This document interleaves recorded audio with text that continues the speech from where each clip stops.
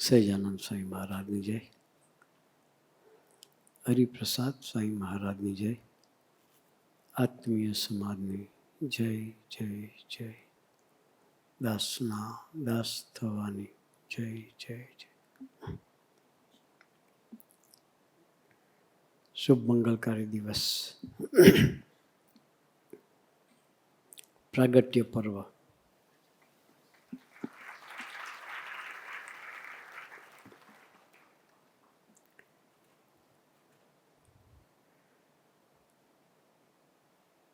મુખ્ય સભા સાંજે છે.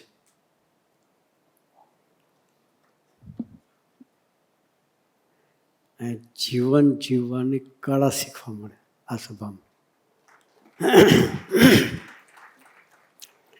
સંબંધ બાંધવાની કળા, પ્રભુના બળે જીવવાની કળા, અંગત મરણિયા કાર્યકર્તાઓ છે.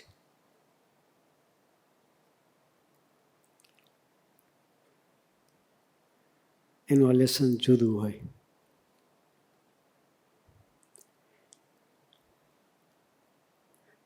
ભક્તિ સ્વામી, આનંદ સ્વામી અદ્ભુત ગોષ્ઠી કરી.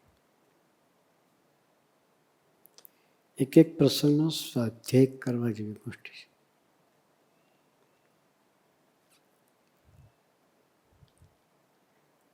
ભક્તિ સ્વામીએ સ્વામીજીના જીવનનું અદ્ભુત દર્શન કરાવ્યું. કેટલા બધા પ્રસંગો કીધા.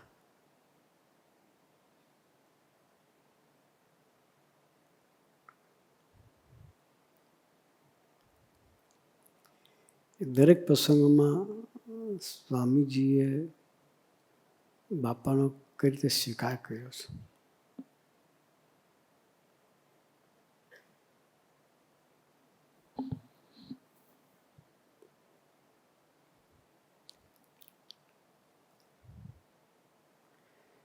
ઓગણીસો 61ની વાત કરી.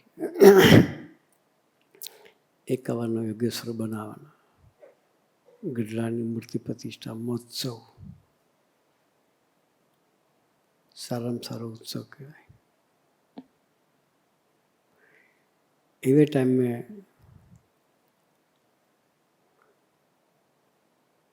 યોગીજી મહારાજ બીમારી ગ્રહણ કરે.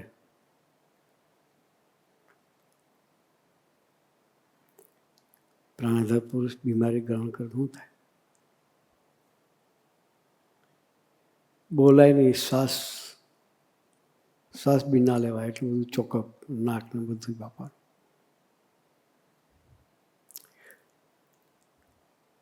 અને પ્રસંગો પાછા એટલા જ ઊભા કરે. ભક્તિ સાહેબ કહ્યું કે એ તો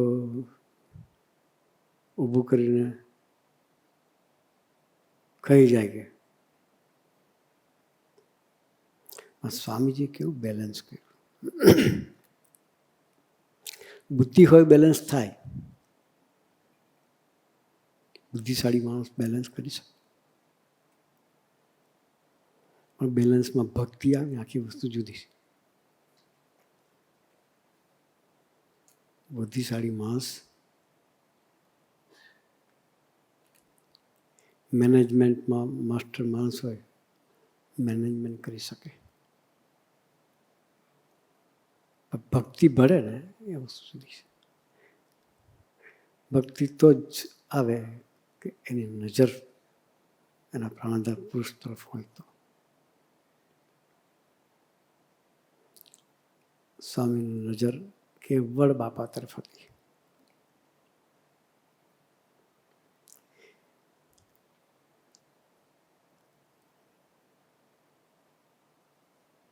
એ બાજુ વાહવા થતી હોય, એ બીજી બાજુ એવા પ્રસંગ હોય તો પણ સ્વામીજીએ યોગીજી મહારાજની રંચ માત્ર સંકલ્પ સરખો મનીષ ભાવનો એ સંબંધ કર્યો કહેવાય.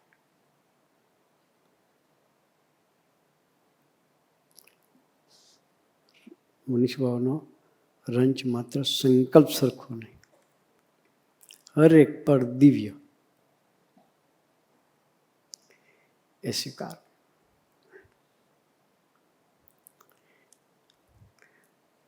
આજે એ મહિમામાં ડૂબવાનો દિવસ છે.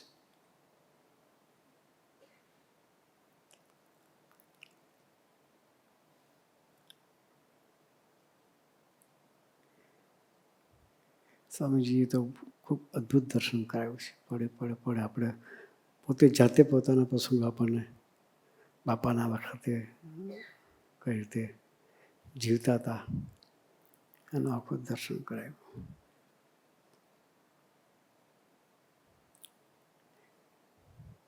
બાજરી લણવા વાઢવાનો પ્રસંગ આપણને ખ્યાલ છે, સાંભળ્યો છે આપણે.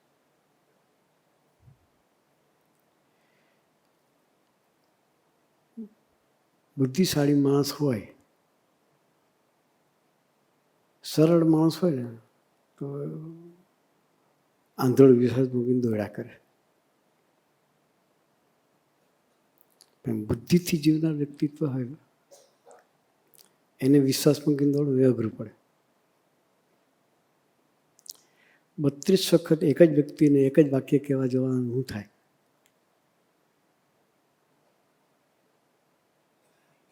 આજ્ઞા પાળવા ખાતર રૂમની બહાર નીકળીએ ત્યાં ના જઈએ. હો,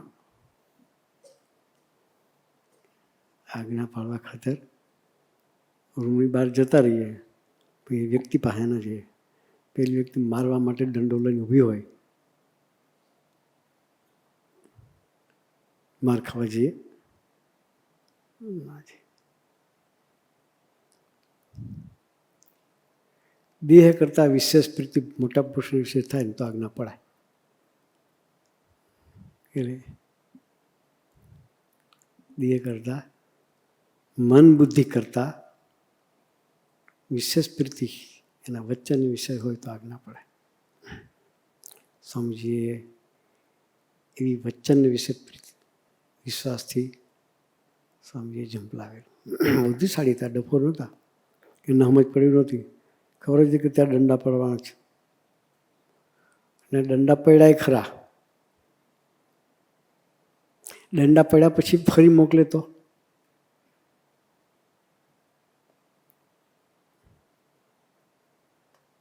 દંડા પડે ને ફરી જવાનું થાય તો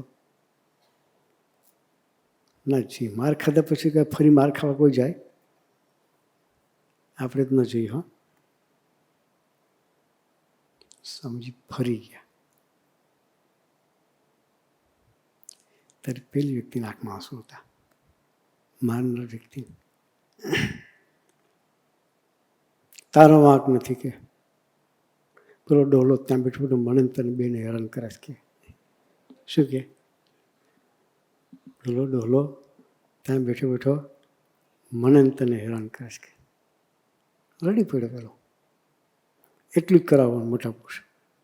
પેલાને ઓગાળવો હશે, પેલાને ઓગાળવો હતો.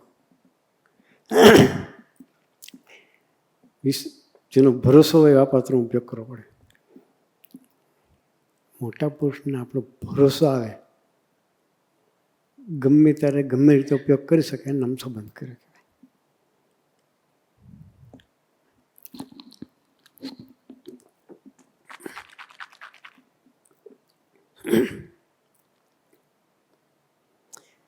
સમજે બાપાનો ભરોસો સંપાદિત કર્યો હતો. બાપાને વિશ્વાસ હતો.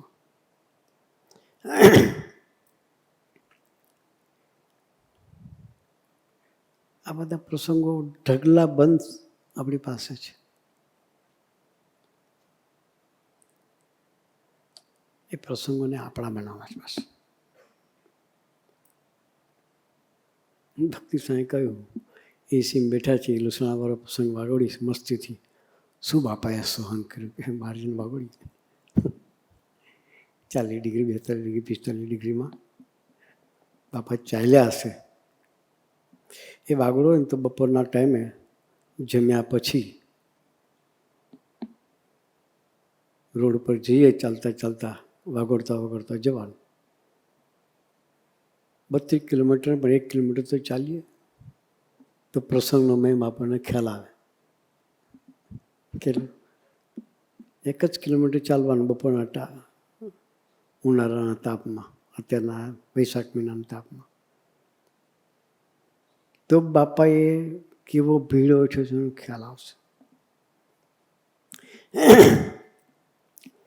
1985માં સ્વામીજી પ્રથમ વખત અમેરિકા ગયા.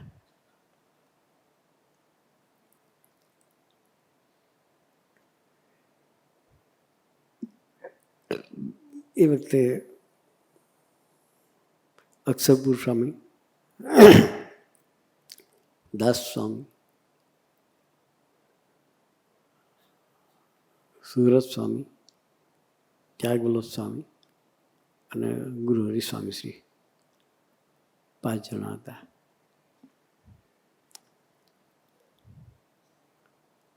અને 3 વડીલો હતા, ફકીરભાઈ, દવે સાહેબ અને અનિલ મુખી સેવક તરીકે, એક જ સેવક બધાની વચ્ચે.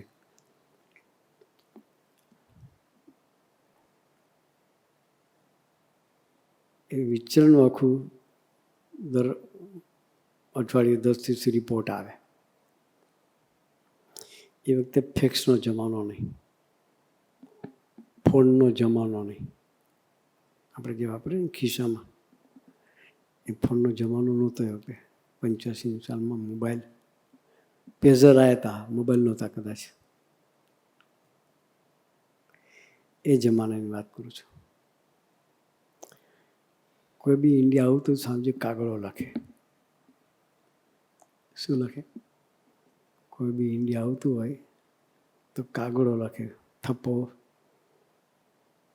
50-100 કાગળો બંચ તૈયાર કરે. પેલા 5-10 નહીં, 50-100 કાગળ હોય, આખું બંચ તૈયાર કરે. પછી પેક કરીને નટુદા અમેરિકાથી ઇન્ડિયા આવતા હોય તો કે આટલો અમારો સંપત્ર લઈ જજો કે. એ કાગળ લખવાના હોય તો એ 2 દિવસ પહેલાં પ્રિપરેશન ચાલે. જે હોય બધાને બેહાડે સ્વામી. સ્વામી પોતે બેઠે, અક્ષરપુર સ્વામી, દાસ સ્વામી, ત્યાગ સ્વામી, સુરત સ્વામી બધાને બેહાડ દે. બધા કાગળ લખો કે. બધા કાગળ લખે. અને અત્યારે અમેરિકામાં જે વ્યવસ્થા છે એ વ્યવસ્થા નહોતી. મુખ્ય હરિભગત શાંતુભાઈ અપાર્ટમેન્ટમાં રહેતા, પ્રવીણ સોલંકી એપાર્ટમેન્ટમાં રહેતા, લલિત કાકા એપાર્ટમેન્ટમાં રહેતા, રજનીભાઈ એપાર્ટમેન્ટમાં રહેતા. કોઈના ઘર જ નહોતા. એ બચારું એક રૂમનું એપાર્ટમેન્ટ હોય, એમાં તમે 8 જણા પહોંચી ગયા હો ને 8 દુસોલ બેગ હોય ને 8 હેન્ડ લગેજ હોય, તો લગેજથી સામાનથી જ એનું ઘર ભરાઈ જાય.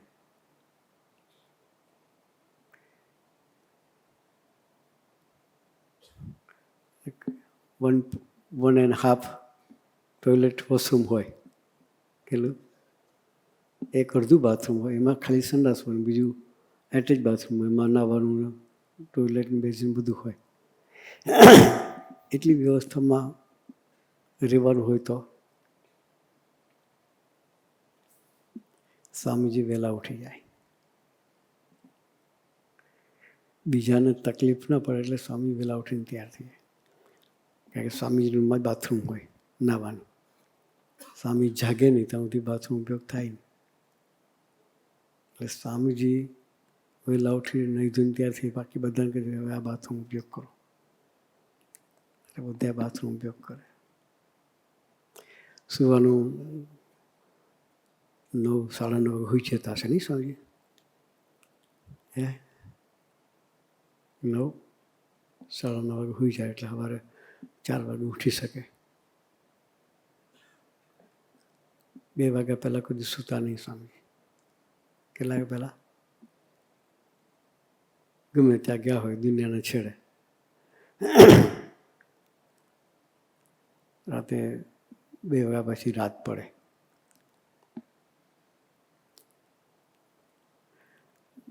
ટપાલ લખતા હતા સ્વામીજી, બધાને બેહાડેલા. રાતના 3 વાગી ગયા. કેટલા વાગ્યા? 3 વાગે. એટલે સુરત સ્વામી કદાચ કે સ્વામી સ્વામી દિયાળો હવે 3 વાગ્યા,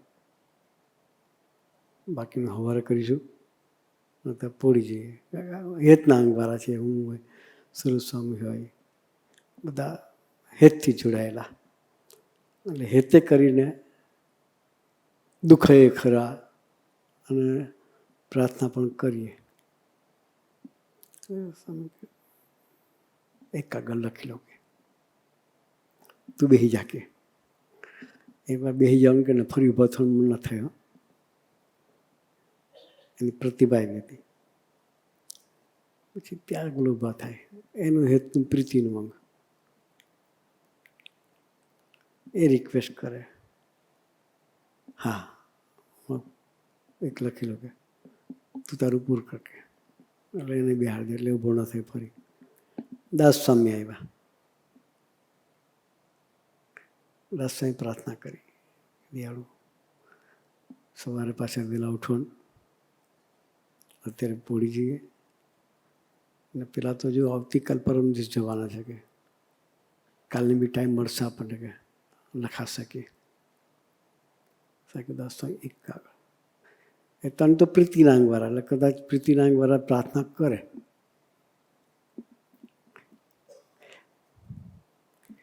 પછી છેલ્લે આમાં મોટા પુરુષનો ભીડો ક્યારે ખ્યાલ આવે આપણને, એની વાત મેં ભક્તિ સ્વામી કહ્યું ને કે આપણે તો એસીમાં બેસીને પ્રસંગો આગળીએ છીએ,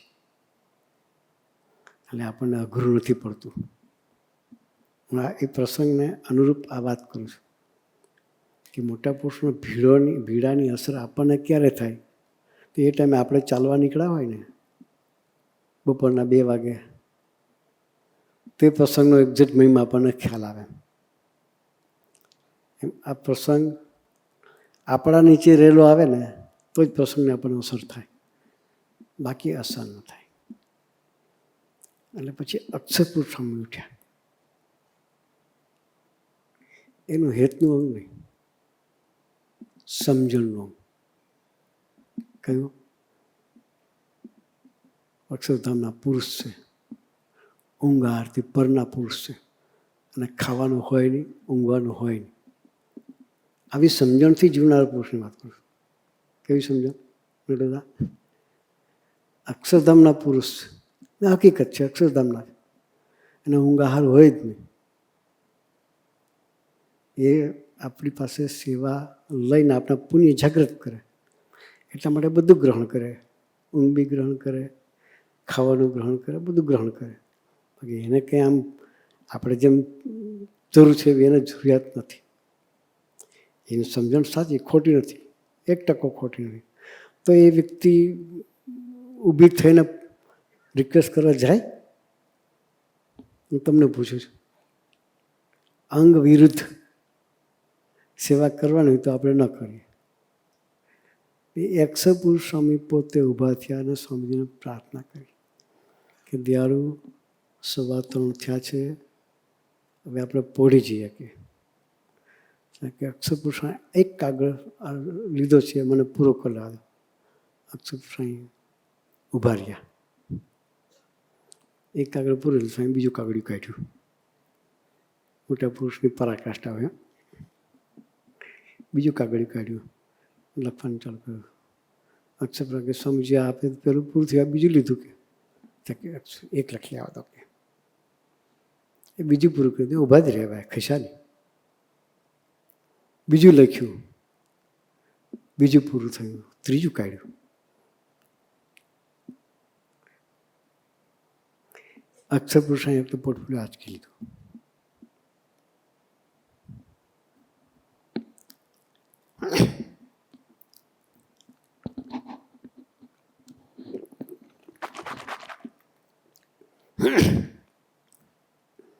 ત્યારે સ્વામીજીએ બંધ કર્યું.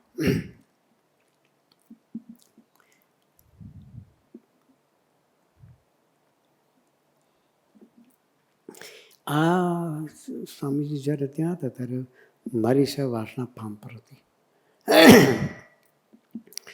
રોજ રાતે સભા કરીએ. ગોષ્ઠી કરવા ઊંઘ નહીં, પણ થોડું વાંચન કરીએ. એમાં સમજીને રિપોર્ટ આવ્યો હોય એ વાંચીને આનંદ કરીએ.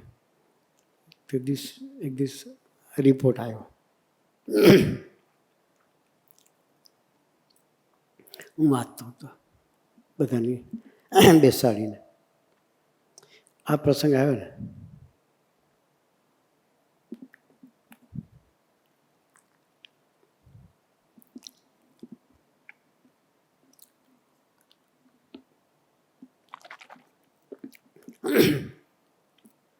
હું વાંચી ન શક્યો. વિચારમાં જતો રહ્યો.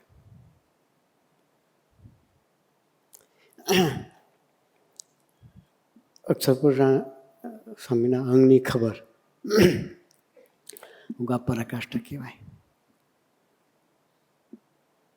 એને લાગ્યું ક્યારે કે એને 3 વાગ્યા સુધી 3:30 સુધી એને જાગવાનું થયું. કેટલા વાગ્યા સુધી? 3:30 વાગ્યા સુધી એને પણ જાગવાનું થયું. એના શરીરને ભીડો પડ્યો એટલે સ્વામીજીનો ભીડો એને દેખાય. એમ ભક્તિ સાંઈ કહ્યું કે એસીમાં બેસીને પ્રસંગો વગાડવા સહેલા, પણ ફિલ્ડ પર એ પ્રસંગને અનુભવવો અક્ષરપુર સાંઈ અનુભવ્યો કહેવાય. ત્યારે એને પોર્ટફોલિયો આંચકી લીધો. એ મોટા પુરુષનો ભીડો આપણને હચમચાવી જાય. એ લગતા તો શાને માટે? એક આપણા લેવલે જઈને આપણી સેવા ભક્તિ કરવા માટે. એને પોતાના દેહ કરતાં આપણને વિશેષ પાલા રાખ્યા.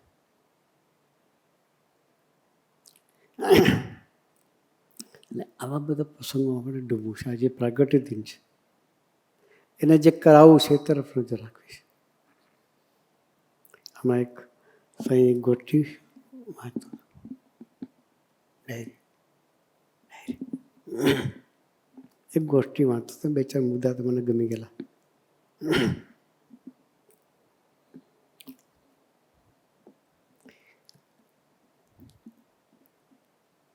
કે મોટા પુરુષનો જે ભીડો છે એ શાને માટે? તો કે આપણા અસ્તિત્વમાંથી આપણને બહાર લાવવા માટે. શાના માટે? આપણા અસ્તિત્વમાંથી આપણને બહાર લાવવા માટે મોટા પુરુષ ભીડો કરતા હોય. સ્વરનો પ્રલય કરાવવા માટે.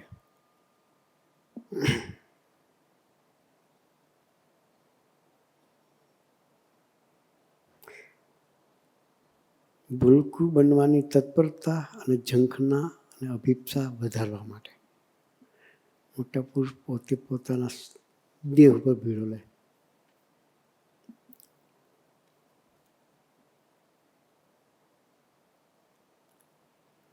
હવે આપણે કાર્યકર્તાઓ ભેગા થયા છીએ. સંબંધ બાંધવો છે.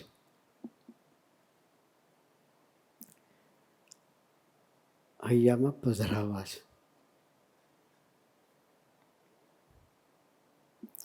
નિમિત્ત થવું છે.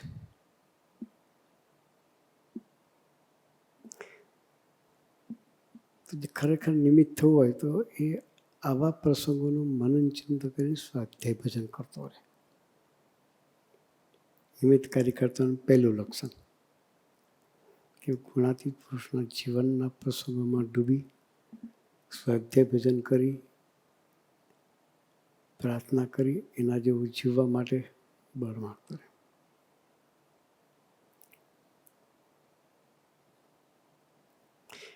સ્વામીજીના પ્રસંગો છે, પડે પડે પડે બાપાના માથે પડીને જીવ્યા છે. પ્રભુના બળે જીવ્યા છે. આપણે પણ પ્રભુના બળે માથે પડીને જીવવું છે. હવે સમય બગાડવો નથી. સ્વામીજી આપણી પાસે ખૂબ દાખલો કર્યો છે.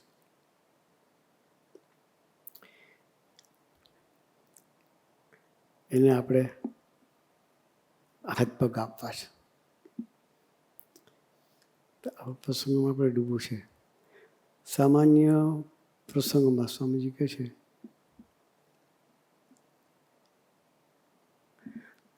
સ્ત્રી ધન અને માનના દેશકાળ, કે 3 પ્રકારના દેશકાળ હોય: સ્ત્રીનો, ધનનો અને માનનો. એ 3 પ્રકારના દેશકાળ પ્રભુ સાથેના દેશકાળ ન બની રહે એ માટે જાગૃત રહેવાનું. આ 3 દેશકાળ પ્રભુથી દૂર લઈ ગયા મીન્સ પ્રભુ સાથેના દેશકાળ કહેવાય. માનથી બી પ્રભુથી દૂર જવાય. આપણે સેવા કરતા હોય અને આપણું એપ્રિસિએશન ન થાય, પાછા પડીએ, એ દેશકાળ કહેવાય. પ્રભુ સાથેના સંબંધ બાંધવાના દેશકાળ. માન માટે કઈ સેવા કરીએ છીએ? એટલા માટે નિમિત્ત શબ્દ સ્વામીજી આપણને કહેતા હતા. નિમિત્ત કરનાર સ્વામીજી છે, પછી આપણે માન ખાવાનો શું ફાયદો? બુદ્ધિ શક્તિ એની, સમજણ એની, અને માન આપણે લેવાનું એવું. એટલે સ્વામી આપણને નિમિત્ત શબ્દ આપ્યો કે હું તો નિમિત્ત માત્ર છું. ખૂબ ઘૂંટાયું સ્વામીજી. એપ્રિસિએશનની અપેક્ષા કાર્યકર્તાને ના હોય છે. એપ્રિસિએશન છે દાસત્વનું ખંડન છે. શું છે? એપ્રિસિએશન છે મારા કોઈ વખાણ કરે એ મારા દાસત્વનું ખંડન છે. આપણે દાસના દાસ. સ્વામી સવાર ઉઠે ત્યાંથી પહેલું વાક્ય નીકળે દાસના દાસ. રાતે આરામમાં પધારે ત્યારે છેલ્લું વાક્ય નીકળે દાસના દાસ. એ દાસના દાસ બનાવવાના મિશન સાથે ધરતી પર આવ્યા હતા. એ મિશનને આપણે આત્મસાત કરવું છે. એ આપણે દાસના દાસ થઈને જીવવું છે. કારણ કે આપણે વ્યવહાર કરવા નથી આવ્યા. વ્યવહાર કરવા જન્મ્યા નથી, પણ દેહ, ઇન્દ્રિયો, અંતઃકરણથી આત્માની અને પરમાત્માની સેવા કરવા જન્મ્યા છે. મધ્ય 41 આવી ગયામાં. મધ્ય 41. પોતાના આત્માના કલ્યાણને અર્થે સેવા. જે કંઈ દેહ, ઇન્દ્રિયો, અંતઃકરણથી સેવા કરીએ છીએ એ આત્માની ને પરમાત્માની સેવા. મારી જો કોઈ સેવા ગ્રહણ કરનારા હર્ષદ સ્વામી મહારાજ એક જ છે. હું કોઈની સેવા કરતો નથી. કોઈ બીમાર વ્યક્તિની સેવા કરતા હોય કે મંદિરમાં ઠાકોરજીની સેવા કરતા હોય, એ ઠાકોરજીમાં બીજો હર્ષદ સ્વામીનો ભાવ ન રહે તો આપણી સેવા ના પહોંચે. એ ભાવથી આપણે બધા સેવા કરવી છે. એટલે શું કે વ્યવહાર કરવા નથી જન્મ્યા.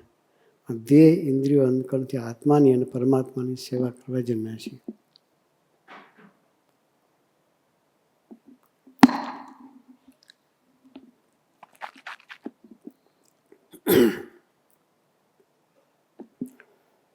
પોતાની ઇમેજ બહાર લાવવા માટે જે પ્રયત્ન થાય,